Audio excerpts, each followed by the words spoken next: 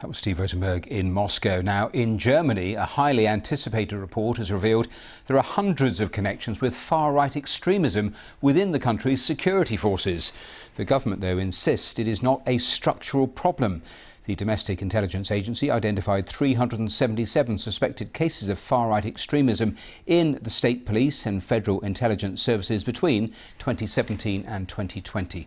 The country's Interior Minister says the numbers are small given the large size of the force, but every proven case is a disgrace. The result of the report is clear. We have a small number of cases.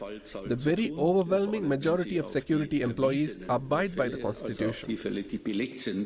It means we do not have a structural problem with right-wing extremism among security forces at the federal or state level. Well, let's talk about this report. I'm joined now by Dr. Hans Schindler, the Director of the Counter-Extremism Project, which works to combat the growing threat from extremist ideologies. Welcome here to the programme. Before we talk about the findings in today's report, just remind our viewers who may not be across this particular story, the sorts of scandals you've seen in Germany recently with the far-right networks and the police.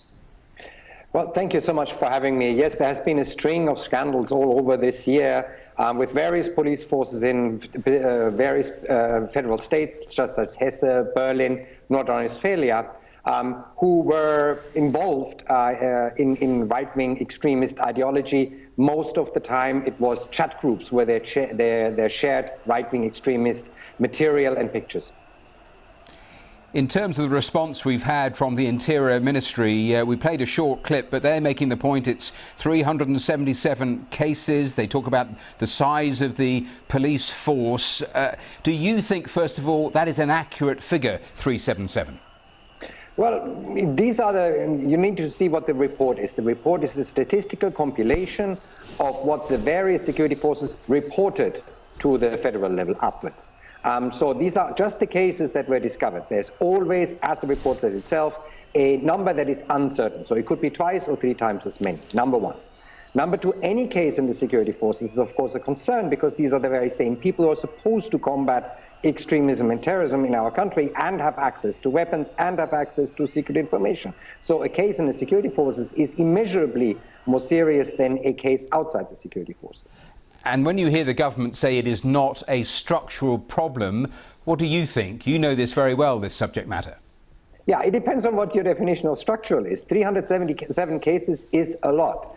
You can argue that it's not a structural issue that the police as such or the intelligence services as such are right-wing extremist oriented or that right-wing extremists join those forces, but clearly there has been a problem.